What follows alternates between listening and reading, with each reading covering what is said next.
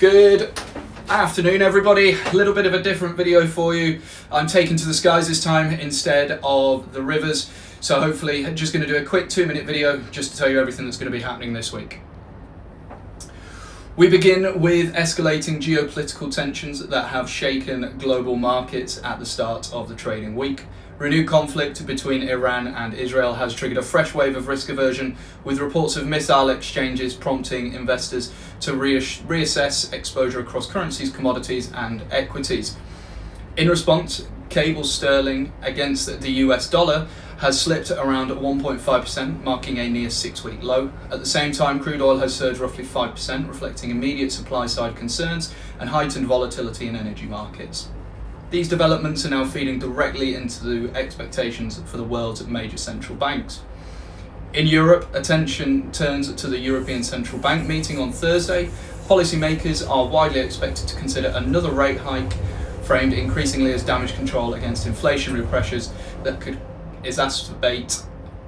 be exacerbated by prolonged Middle East instability, and the key focus will be on President Lagarde's guidance following. Markets are watching closely for any signal that the ECB could extend this cycle more.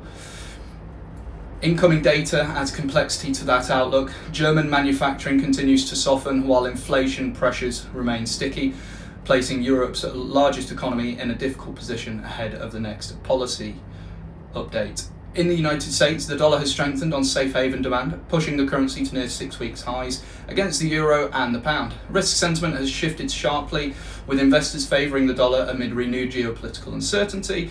With the Federal Reserve priced at a near 99% probability of holding rates steady next week, that relative stability may continue to underpin the dollar in the near term.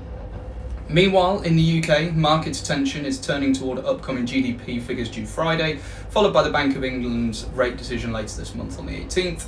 Recent policy signals have skewed more hawkish than expected, but weak economic indicators, particularly an anticipated monthly GDP contraction and declining manufacturing output, suggest underlying fragility in the UK economy. Forecasts remain highly divided across major institutions, with outlooks ranging widely across pound, dollar and euro dollar, reflecting deeply uncertainty in the macroeconomic picture. For now, markets remain firmly driven by geopolitics, with central banks left navigating an increasingly unpredictable global environment. Hopefully you enjoyed this one, guys. On to the next one, and yeah, have a good one.